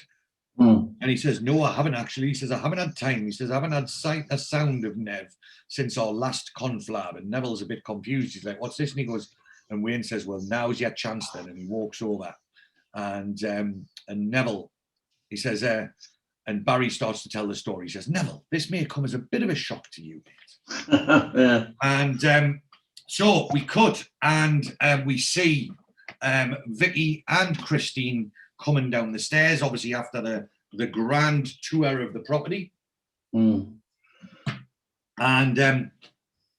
Vicky's inquiring. She goes, how long have you known Dennis then? And she goes, about a year on and off. And she goes, well, when I was doing your nails, weren't you going through a divorce? And she says, why? Was I biting them a lot? And she goes, no, I just thought I remembered you mentioned it, that's all. And she goes, it's all behind me now. And then she says, Dennis is divorced, isn't he? And so she's been a bit nosy. And Christine says, is Ali? And she goes, well, not technically. She wouldn't hear of it. So Ali's obviously got a wife somewhere. And she says she's staunch Catholic, and she's not going to give up the money either. And she says, does that bother you? And she goes, marriage is just a bit of paper these days, isn't it? And she goes, perhaps. So Christine's, from Vicki being a bit nosy, Christine's had a bit of a jibe back, I think, there. And she goes, well, listen, it's been lovely talking to you, Pet. After all this time, you should come out to Spain. We'll have a good laugh out there, and I'll get really bored when he's on the golf course all day. Well, anyway, I have to go. See you later. So, they are playing pool, and Ali and Bomber have just won, and he says, another jammy one to us there, Bomber. And Oz says, all right, it's early days. We'll make it the best of 17. And Bomber says, rack him up. You rack him and I'll smack him. And so Vicki comes in and goes, I'm off, Ali. I'm going to meet Karen down the club. And he goes, aye, lovely, okay. And she goes, see you later, lads. Ta-ra, ta-ra. And then Oz, so Vicki walks out and Oz just goes, tidy boiler. Obviously got no decorum whatsoever when it comes to the ladies. So, so they cut back to the bar. And obviously Barry has now completed the story of Wayne's marriage breakup, and Neville says, well, let's face it, he's had it coming, hasn't he? And Barry sort of, he's playing barman. He says, I think he knows that though. And he goes, well, he never leaves it alone, doesn't he? He must have slept with half of Dusseldorf before he met Krista. Barry says, yeah, but I think the experience may have changed him, actually, Nev. I mean, added to the fact that he's been around people like you and me, it's bound to have influence. Neville says, I don't think I've got any influence on on Wayne. He says, I think he thinks I'm dull. And he says, no. He says, mature would be my word for it, actually, Nev. and you know, and he puts the cocktail shaker down. So they cut to the outside by the swimming pool, and Wayne is outside, and he looks up and he hears the car door. Yeah. And he walks over to the car, and Vicki is in the Jag, and she opens the window, and he says, "Hello." She says, "Going out, are we?" And she goes, "Yeah." She goes, "I'm going down to Cannibals. It's this club that Ali owns." And that's the bit where it was actually dubbed over the top. Yeah. Cannibals. And he goes, yeah. He goes, "That's right. We were there last night." And she goes, "Do you want to come down tonight? I could leave your name on the door." I mean, she's sailing very close to the wind there, Vicki, you know? Yeah. And he goes, "Do you mean me or all of us?" And she goes, "Well, why? Like, do you always do everything as a group?" And now Wayne's in full flirt mode. He goes, No. He goes, "I do loads of things on my own." And she goes, "Oh," and he goes, "Mind you, it might be a bit off tonight because I'm Ali's guest, isn't it?" And she goes, "Well, suit yourself." And he goes, "Maybe we can leave it till Spain." And she goes, "Leave what?" And now she's all playing the innocent. Yeah. It was a bit of dancing or something. And she goes, "Well, we'll have to see about that, won't we?" And she smiles and closes the window. And Wayne says, "Yeah." And so Vicki drives off, and Wayne watches. And as he does so, Ali Fraser steps out of the darkness, turns around and sees him, and he goes, and he looks at Wayne and he goes, "That's mine." And he goes, "Yeah, lovely motor, Squire." And he goes, "I didn't need the car." So Ali is clearly knows what Wayne's up to. And yeah, again, it's a very, very strange situation. I mean, it makes for a good story, but yeah, there's trouble brewing. Yeah. And so they cut back to Norma's, and Dennis is sitting at the table, and he says, "What do you think I should do about Christine, Norma?" And she goes, "Well, I'm amazed you've even asked her." And he goes, No. He goes, "She brought it up, actually." Obviously, the fact that they were about going to Spain. Yeah. And Dennis says she had some holiday due and she'd love to come. Well, I agreed at the time. I'd had a few, so I was feeling fairly mellow.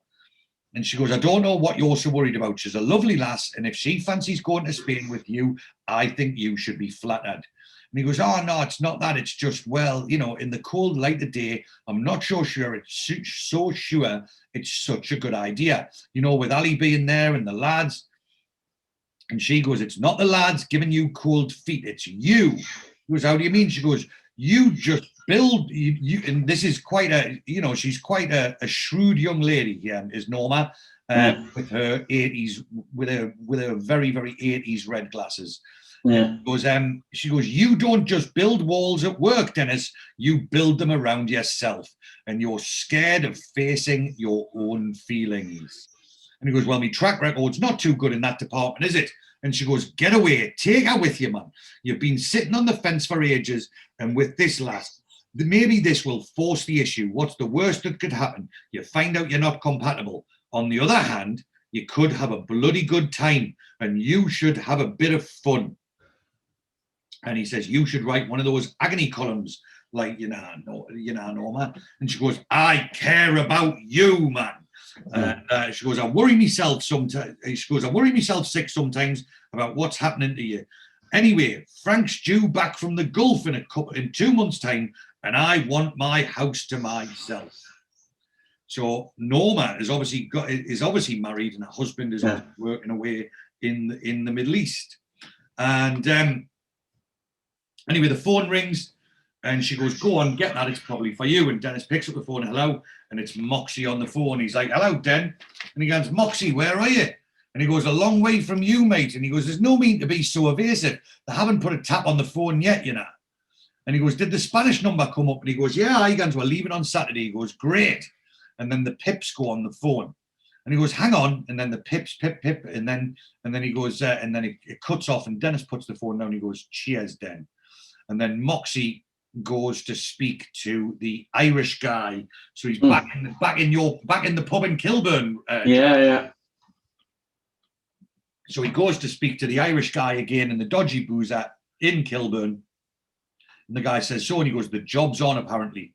And he says, passports are not easy. We're talking about real money. He says, don't worry about that. He goes, I've got a bit put aside, you know.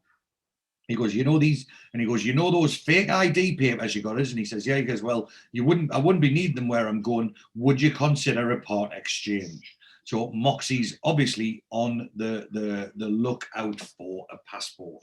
So we cut back to Ali's office, and Ali's secretary is there, and she goes, check-in times no later than 12:15, and she gives Dennis the tickets.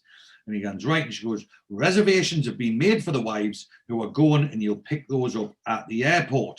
And Ali, not wanting to miss a trick, he says, for which retribution will be made in due course to yours truly. And Dennis says, yeah, well, I didn't expect you to be handing out freebies like, you know. And then he goes, Dennis, and he beckons him into the office, and he goes, yeah, and he goes, Pamela. He goes, yeah, Pamela tells me there's only 6 tickets. He goes, well, one of the lads had to drop out. He goes, well, that leaves you short-handed, doesn't it? And he goes, that's all right. He goes, no, it's not all right. He goes, I want this job done in 3 weeks, and then you're back on that plane. He goes, I'm already worried about wives and weans as going out there. And he goes, that won't affect the work. And he goes, of course it will. And then Ali Fraser, he goes, he puts on an accent, doing an impersonation of a typical wife. And he goes, you know what it's like. He goes, I thought you'd be back at 6 o'clock. I thought you'd be back to take me snorkeling. And Dennis says, I guarantee the job will be done. All right. And he goes, take someone else to make up the numbers. He goes, right, if you insist, I'll go down the job centre then. He goes, no. Dennis. He goes, don't be daft. He goes, I know a young lad in your trade, very good worker, and I know he's skint because he's lost a wee fortune in one of my casinos. As long as he can graft. And he goes, sure he can. He goes, right, me and the lads are having a farewell drink down the Portland tonight, 8 o'clock. Tell him to be there. And he goes, lovely. And he goes, he can meet the lads socially. And he goes, oh, and Dennis, he goes, don't bring them back to cannibals afterwards, will you? So they cut to the pub, and Dennis is getting the drinks in, and Oz and Neville and Barry and Bomber while they wait to meet Moxie's replacement. So Dennis puts the drinks down. He says, here you go, lads. He says, after all the delays, it looks like we're off to Spain tomorrow, so let's have a monumental piss. And Oz says, oi, hang on, shouldn't we wait until the women get here? I mean, Brenda will be on her way down, will she? Like Oz is on the wind-up with Neville already. And he says, look, I hope you're not going to make her life a misery out there, Oz. He goes, oh, man. He goes, I'm harsh. He goes, I'll tell you what. He goes, she'll not be on her own because I'm bringing, and then Dennis says, I'll tell you what, she'll not be on her own because I'm bringing Christine with me. And this perks Neville up no end. And he goes, are you? And Bomber says, you sly old bugger, Patterson. He goes, fantastic. And he goes, that's great. He says, I'll get Hazel down now. And he goes, oh, top of the bill, that champion. If this new Chava drags his tart along, then we'll be able to start a formation dance team. Well, that's like Chava. That's a proper Geordie word, that. So that's like, seems like your average scrot, like a chav or, like a young man.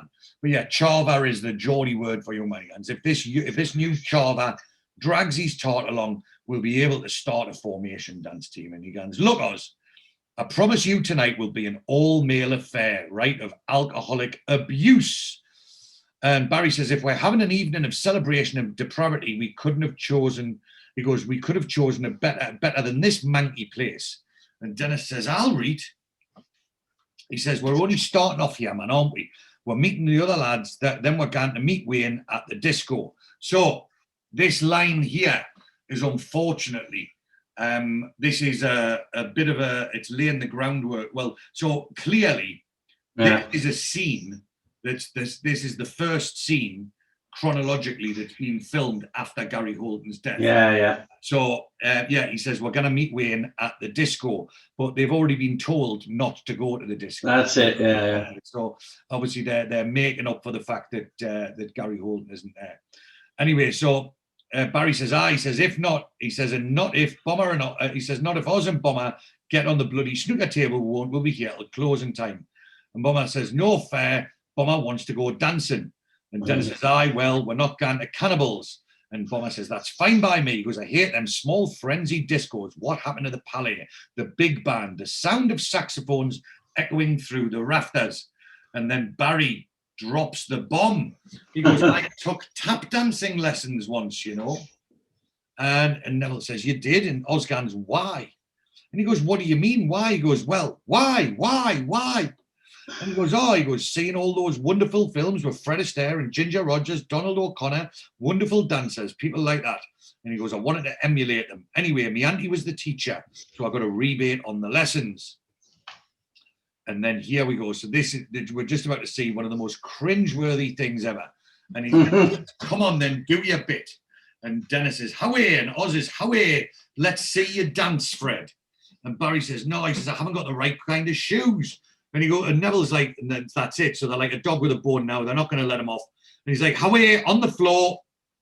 And he says, it's the wrong sort of floor. He goes, look. And Dennis says, look, just do one little bit and you'll not have to buy a drink all night. And Neville says, howie, that's fair enough. And Oz is like that, nudging him, going, go on, Fred. And he goes, come on the stage.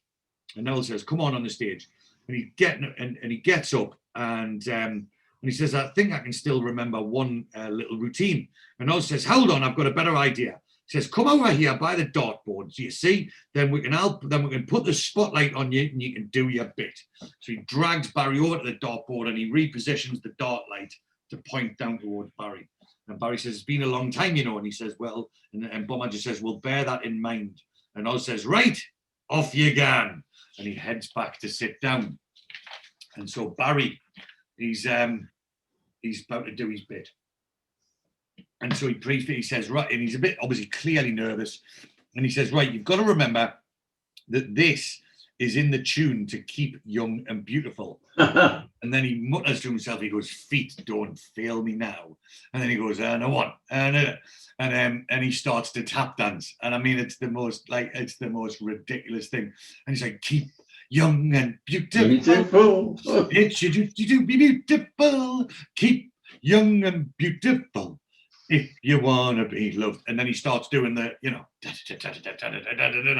I mean, it's absolutely, the lads are absolutely trying to stifle their laughs. And then once he gets into it, there's no stopping him. He carries on, keep young and beautiful. And he goes, it's coming back. It's beautiful. And he goes, it's coming back. And he goes, if you want to be, and he goes, if you want to be loved, keep young. And he goes, and then all the lads join in. He goes, if you want to be loved. And they all hold up a beer mat. And Dennis is like 2.0, 2.5, 1.5, and 2. And the trophy will not be going to Wolverhampton this year. And they all throw the beer mat at Barry. And then Neville says, and it's your round. And so, yes, I mean, the most ridiculous dance that you've ever seen. And then, so their hilarity at Barry's dance is then interrupted because Martin Cooper enters the bar. Yeah. And Oz clocks him and he says, oh, look what's just crawled up against the bar. And Bomber says, who's that? And he can see him. He goes, that's the chava that caused all the bother in the disco the other night. Neville says, what's this like? And he goes, and Bomber says, you reckon he's come looking for us, Oz? And Oz straight away, he goes, oh, suits me. And Dennis says, hey, look, knock it on the head, right? We've got a plane. We're on the plane tomorrow. We don't want any bother. And Neville says, listen, will someone tell us what's going on? And Martin Cooper starts walking towards the table. And Oz is straight on his feet. And he goes, what do you want, eh? He goes, you come looking for a show, dude. He goes, I'll give you 10 out of 10 for bottles, son. And he goes, I don't want any trouble. Anyway, I'm not looking for you. And he goes, are you not? He goes, well, I suggest you piss off and find another watering hole, because after a few more of them, then he picks up his bottle of brown ale, which is notorious for making people fight. And he goes, I might just be tempted to pull the front end of your face off. Oz, diplomat as ever. And Barry says, why do you have to be so belligerent, Oz? And he goes, look, man, if it wasn't for him, Moxie would still be gone into Spain. And Martin says, he goes, I'm not looking for trouble. I'm looking for a bloke called Dennis Patterson. And Dennis is like, that's me. Who are you? He goes, Martin Cooper. Mr. Fraser said you might be one short on that Spanish job. And Oz just shouts, he's not coming. And Dennis is like, he goes, but if he can't, and he goes, shut down. He goes, well, he's not. And he goes, I'll handle it. And he goes, well, he's not. And he goes, shut up. And Oz finally takes Dennis's advice. And he goes, look, if you've had some bother with these two lads, this isn't going to work out now, is it? And he goes, why not? And he goes, why not? He goes, because we're supposed to be a team, man. That's why not. And he goes, I haven't got a problem. If they've got a problem, that's their problem, mate. He goes, I need that job. I'll do me share and I'll see you at the airport. And he leaves the bar and he's not enamored himself with the group in any way. Yeah. And then Barry just says, nothing ever seems to go smoothly for us lot, does it? And so they go to the Chinese restaurant. And they're sitting there and they're a little bit forlorn. And Barry says, the food doesn't seem so good tonight, does it, Wayne? And Wayne says, there's no difference in the food, son. It's the mood that's down the crapper. And Oz says, well, it's got to be said, the latest development with this Martin Gadget. I mean, it's took a shine off the trip to Spain to everyone, hasn't it? And Neville just says, of all the blokes in Newcastle, you had to pick on him. And he goes, what? And he goes, and Dennis says, he picks on a lot of people, Nev, so the odds aren't that outlandish. I says, hold on a minute, hang on. He goes, it wasn't me who started that, Barney. It was that Martin Gadget man, wasn't it? And Wayne says, hey, he goes, if you remember, the incident occurred because you tried to get into his old lady's knickers. See, the hypocrisy from Wayne there. And Oz points out, he goes, hey, hold on. He goes, I don't think you're one to point the finger about that, do you? He goes, we've been dropped in the clarts plenty of times by your rampant member, haven't we? And obviously relating directly to the fact that he shagged Arthur Pringle's daughter. And Wayne just goes, they never forget, do they? And Oz made a very valid point. And Bomber says, come on, lads, fair's fair. That Martin's a born headbanger, and I can't say that I fancy working alongside him. And then, just as things are looking pretty dire, Moxie to the rescue. And Moxie walks in and all the lads cry out. And he goes, hey, Moxie, where have you been? And he goes, I called round your house then, and your sister said you were all here. And Oz says, give him a chair, someone sit. And Dennis says, sit down, son, sit down. He goes, before I do though, there's a couple of things I'd like to say. I've got my passport sorted, so I can go to Spain. There's no problem there. And Oz just goes, fantastic. And he goes, but I know I've caused you a lot of aggravation, with all this ducking and diving and that. So we'll, if you don't want us to go, I'll understand and there'll be no hard feelings. And the lads are like, no. And Dennis is like, get this man a drink. He's the guest of honor. And Oz says, guest of honor? He's man of the year as far as I'm concerned. He goes and he shouts to the waiter, another one over here. And Moxie says, why? What have I done? And Wayne just goes, you've turned up, Sunbeam. That's what you've done. And Barry says, somebody better tell that Martin fella to forget it. And Dennis says, I will. And Neville says, the Magnificent Seven rides again. Yeah. And Bomber just says, you came in the nick of time, son. And Moxie says, I'm made up. He says, you lot don't exactly owe me any favours. And Dennis says, it's you that's doing us the favour, man. And he goes, a toast to Moxie. And Neville says, it's great to have you back. And he says, oh, is it Brendan? And then he drops his next bomb. He goes, it's Francis Fogarty. He goes, Francis Fogarty. And Oz is like, Francis Fogarty? Where did Francis Fogarty come from? He goes, well, it wasn't my idea, He goes, it wasn't up to me. He goes, I'd like to be called Derek. But no, Derek died in Kilburn on Tuesday.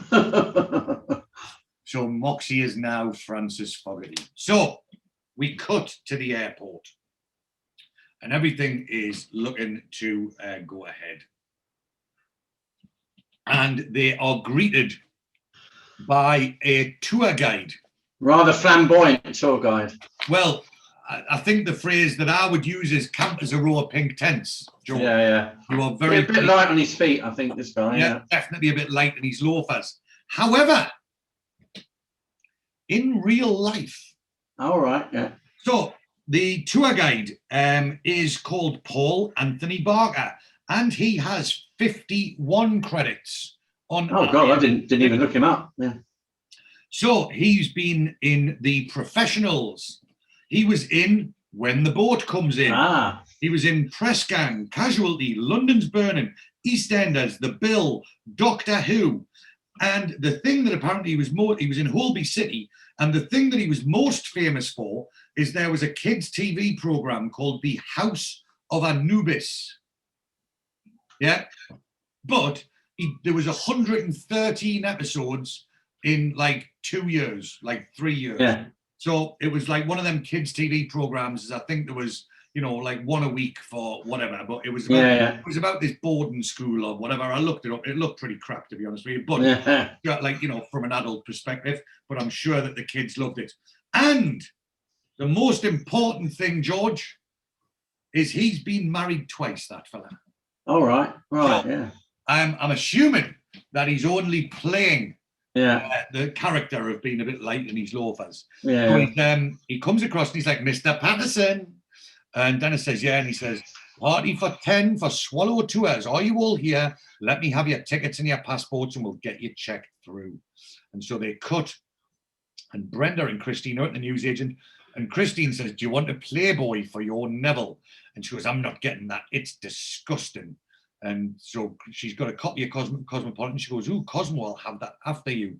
And Brenda says, listen, passes down the Nursing News. There's a really good article.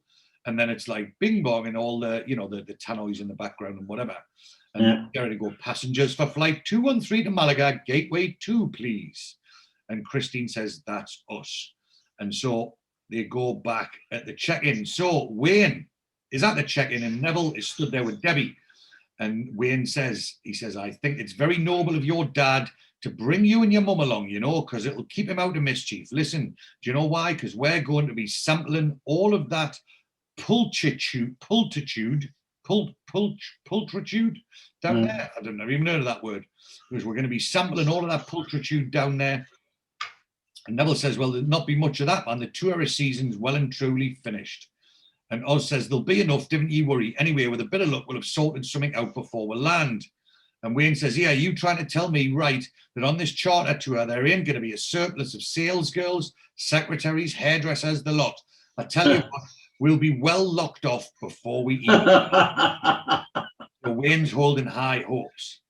And so they go checking over here, Mr. Patterson, and they join the back of a group. And obviously they look up and it is a large group of pensioners.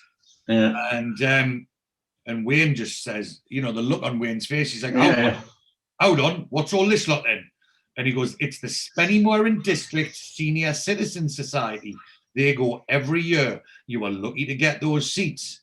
And Neville decides to rub it into Wayne. And he says, I wouldn't waste any time, Wayne. I'd steam in now. And then he puts on a fake Cockney accent. He says, get it all locked off, son. And then he has a bit of a laugh. And thus ends the episode. So we are now on our way to Spain. So the credits came up and Ali Fraser, Bill Patterson got his own single credit. Then Vicki, Norma, Brenda and Christine got a credit. Martin, Wendy, Ray Clegg and the receptionist. Ray Clegg. Who was Ray Clegg? Oh, no. The tour guide, the receptionist, the bouncer and Wendy's friend and the shop assistant, the Irishman, Pamela and Debbie Hope all got a credit.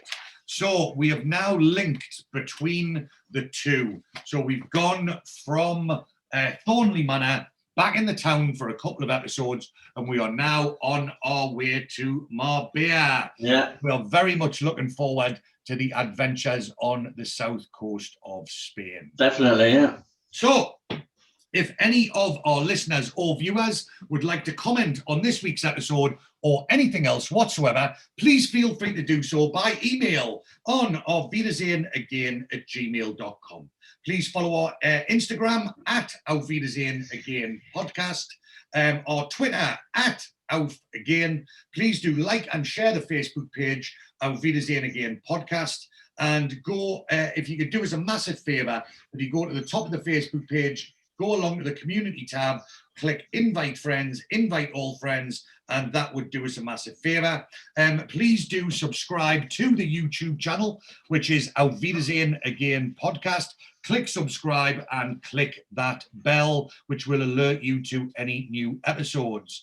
And if you are not too happy with the beautiful visage that is me and George, because it's a bit sweaty today, we're not looking my best, then you can just listen to us on audio, Spotify, iTunes, Anchor, Google Podcast Breaker, and many, many more. Our new episodes are released every Friday at 10 a.m. and our theme music is composed and performed by the guitar man, Mr. Lee Dosky. So we ask you to please do like and subscribe wherever you get your podcasts.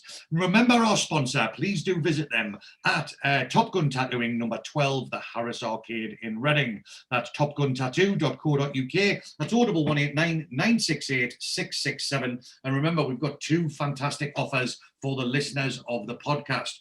Offer number one is a 20% discount off any tattoo by speaking to Zach with the code word Hathaway and Shaitan. And offer number two, you get yourself a free Neville and Lottie tattoo for every single listener. So if you want a free tattoo, terms and conditions apply.